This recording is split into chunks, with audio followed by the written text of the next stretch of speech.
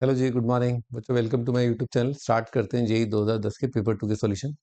जो पेपर 2 में ये सिंगल चॉइस सवाल है, F be real valued function defined on the interval -1 से 1 सच दैट e की power -x into F X is equal to 2 plus 0 से x अंडर रूट टी की power 4 plus 1 dt for all x -1 से 1 and let F inverse be the inverse function of F, है ना। F inverse का dash at 2।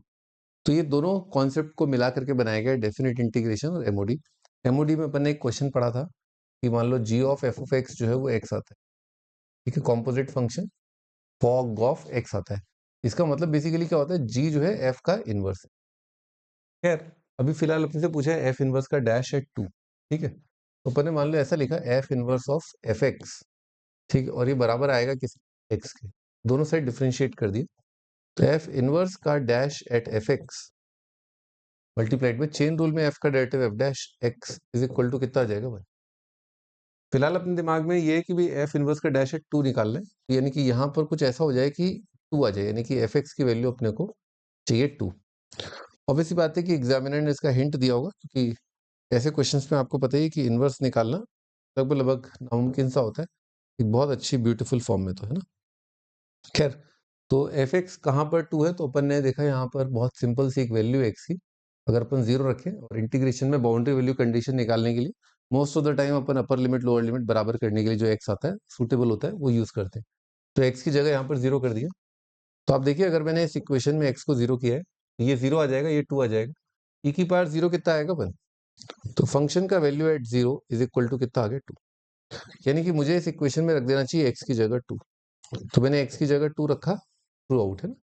तो ये कितना आ गया, एफ इनवर्स का dash F of 2, sorry x को 0 रखा है, एफ ऑफ 0 2 है, एफ ऑफ 0 2 है। तो एफ ऑफ 0 यहाँ पर कितना आ जाएगा, 2 आ जाएगा, मल्टीप्लाइड बाय एक्स को 0 रखा है, एफ डैश एट 0, ये वैल्यू बने।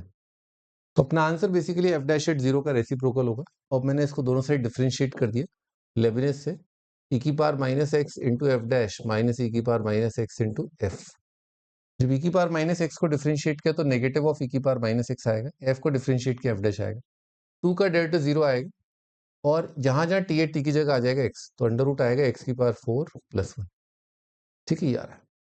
और अपन ने क्या किया इसके अंदर एक्स की जगह 0 रख दिया। अपना आंसर बेसिकली इसका रेसिप्रोकल है, एक्स को 0 रखा तो ये आ जाएगा F dash at 0 minus F of 0, और राइट साइड कितना आ रहा है, 1 आ रहा है।